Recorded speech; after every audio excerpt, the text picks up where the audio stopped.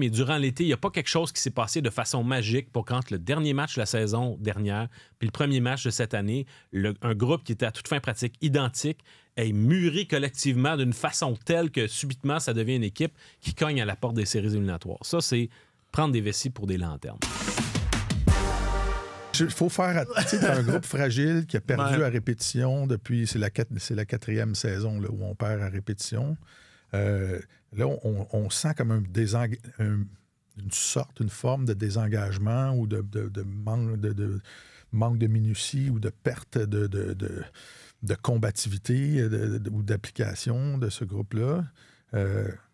Si tu te mets à sortir le fouet à ce moment-ci où tout commence à s'écrouler, est-ce que tu vas les perdre davantage? Okay. Écoute, je ne sais pas. Est-ce que les jeunes vont grandir avec ça ou est-ce que les vétérans qui sont là depuis puis qui essaient de t'aider à reconstruire cette équipe-là vont dire à un moment donné, ben là, ça va faire le cirque. C'est une zone très difficile, moi, je trouve, pour un entraîneur. Donc, il n'y a pas de réponse facile. Il n'y a pas de solution facile. C'est pas une situation. Ben, c'est peut-être une situation où le directeur général ou le vice-président des opérations hockey peuvent venir en aide à leur entraîneur puis lui donner des munitions ou poser des gestes qui vont faire en sorte que, à défaut de faire écoper tout le groupe, tu poses un geste qui va représenter un message puis qui va essayer de redresser la barque. On a parlé dans un épisode précédent du fait qu'on trouvait que l'équipe manquait de combativité. Ça n'a pas été constant, mais je trouve que de manière générale, j'aimerais voir cette équipe-là un peu plus avec le couteau entre les dents. Mais tu mentionnais le nom de Christian Dvorak. Il joue de façon extrêmement désintéressée. C'est un gars qui est en dernière année de contrat, qui a été relégué au 4e trio et qui, selon toute vraisemblance, en ce moment, joue parce que c'est un centre gaucher puis qu'il n'y a que des droitiers au centre. Suzuki est droitier, Dak est droitier, Kapanen est droitier, Evans est droitier. Si tu regardes en bas, Owen Beck, droitier aussi. Fait qu'il n'y a que Dvorak puis Alex Newhook qui sont gauchers. Alors, les gens se demandent, ouais, mais là, qu'est-ce qu'il faisait sur le 5 contre 3? Il était là pour gagner une mise en jeu parce qu'il est gaucher. That's it. À part ça, il a contribué à un relatif succès de l'équipe en désavantage numérique. Mais pour le reste, il m'apparaît comme un gars qui est désengagé. Est-ce que utiliser ce gars-là comme exemple ça pourrait être une façon de dire, ben, il y a une personne qui écope, mais le message s'adresse à chacun d'entre vous. C'est possible. Parce que là, pour l'instant, dans la situation où le Canadien se retrouve avec autant de joueurs qui vont devenir autonomes à la fin de la saison, si l'équipe n'est pas en position de faire les séries éliminatoires, le réflexe, c'est de se dire, ben, on va convertir chacun des joueurs qui sont en dernière année de contrat en choix au repêchage à la date limite des transactions. Mais est-ce que le choix que tu pourrais obtenir pour Christian Dvorak à la date limite des transactions vaut plus que le coup de semonce que tu pourrais donner à toute ton équipe? La réponse à cette question-là, c'est un non définitif. Je veux dire, Christian Dvorak ne rapportera absolument pas grand-chose à la date limite des transactions si un temps soit peu une équipe est intéressée à ses services. Ben, c'est que l'année dernière, Yoel Armia a été cédé à la Ligue américaine. Il est revenu puis il était regaillardi. C'était un nouveau Yoel. Parenthèse, ce Yoel-là n'est pas resté regaillardi aussi, puisqu'on est dans les... Non, effectivement. Puisqu'on est dans les vétérans en fin de contrat qui n'ont pas l'air intéressés. Il est très bon des avantages. Oui, OK. D'accord. Mais il n'est pas aussi bon qu'il était quand il est revenu de Laval l'an dernier. Ouais. C'était ça que, non, c'est clair. C'est clair. Il n'y a pas la moitié de cet impact-là.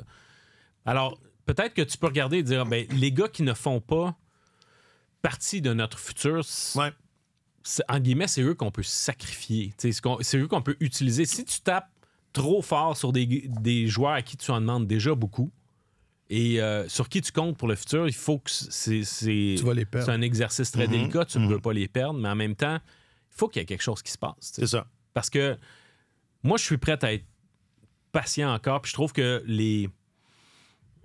il n'y a que les attentes envers cette équipe-là qui ont changé, mais durant l'été, il n'y a pas quelque chose qui s'est passé de façon magique pour quand le dernier match de la saison dernière puis le premier match de cette année, un groupe qui était à toute fin pratique identique ait mûri collectivement d'une façon telle que subitement, ça devient une équipe qui cogne à la porte des séries éliminatoires. Ça, c'est prendre des vessies pour des lanternes. Et l'inverse est vrai aussi. Qui est reculé comme ça, en tout cas, le recul qu'on semble voir depuis 11 matchs, il n'y a pas de raison qui explique ça parce que c'est le même groupe. Il devrait, tu sais, la stabilité, c'est un facteur de succès dans le sport. Ouais. Là. Il y a beaucoup de stabilité dans cet alignement-là. Puis je comprends en quelque part les dirigeants du Canadien de s'être attendus à de la croissance interne, quoi qu'on sait que c'est pas un processus linéaire, mais je trouve qu'on est revenu pas loin de la case départ. T'as raison. Et on s'entend, il y a la grosse anomalie à date, là, cette équipe-là donne énormément de buts, mais offensivement, Cole Caulfield a 10 buts de marqués là, sur un taux de succès qui est hallucinant, de 31. Il frappe pour 313. C'est une bonne moyenne au baseball. Pas mal plus que son poids. C'est ça. Tu sais, ça, il y a comme la performance de Caulfield qui biffe le fait qu'il n'y a pas grand-chose à l'attaque qui se passe en attaque. Alors, moi, je trouve que c'est un recul de 2 ans presque auquel on assiste. C'est ça que je trouve inquiétant. Ça va être difficile à rattraper pour une organisation qui s'est fixée comme objectif d'être dans le mix. On risque de terminer pas mal avec le même genre de résultats qu'on a eu au cours des dernières saisons. Non, puis moi, j'ajouterais qu'au-delà des résultats, parce que pas de portrait, c'est une chose, mais si on met ça de côté, c'est très inquiétant de voir que c'est de la décroissance. Ouais. Que cette équipe-là, même si elle est la même, elle joue moins bien qu'elle jouait la saison passée. Ça, en début de saison.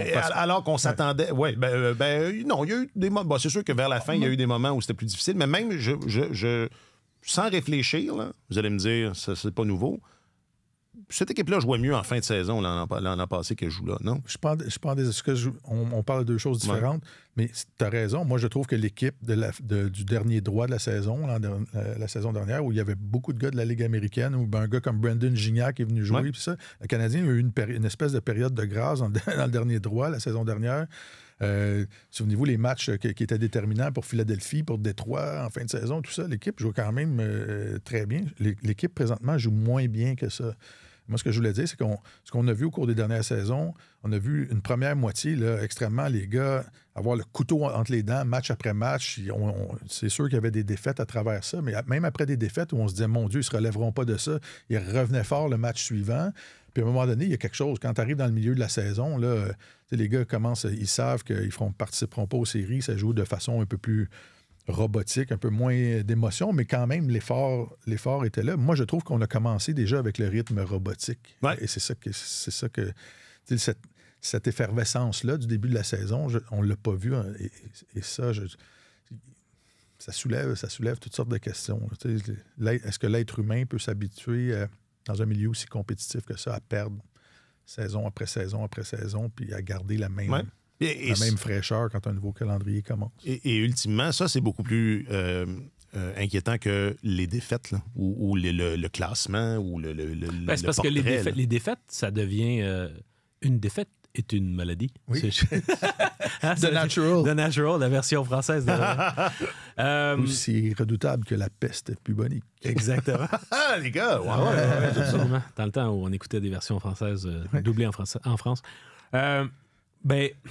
Sauf qu'il faut pas... C'est ça, c'est que les défaites s'accumulent, mais sauf que je pense que cette année, ce qui est frappant, c'est que j'imagine qu'à cause justement des objectifs de l'équipe de vouloir être dans la course, et des ambitions que les joueurs eux-mêmes avaient de vouloir participer aux séries éliminatoires, c'est claques dans le visage qu'ils reçoivent. Tôt en saison, ça les secoue, puis ça leur... C'est comme si... Je pense que ça touche à leur confiance. On parle de désengagement, je le sens chez quelques joueurs, mais de manière générale, c'est surtout la confiance qui est ébranlée. Ouais. Parce que tu t'attends à offrir un certain rendement. Ouais. Tu dis, hey, cette année, ça va bien aller. Cette année, on va être bon. Puis, c'est pas du tout ça qui se passe d'entrée de jeu. Fait qu'après ça, c'est comment tu vas réagir, puis de quelle manière la confiance de tout le groupe va pouvoir on va pouvoir renverser la vapeur à ce niveau-là.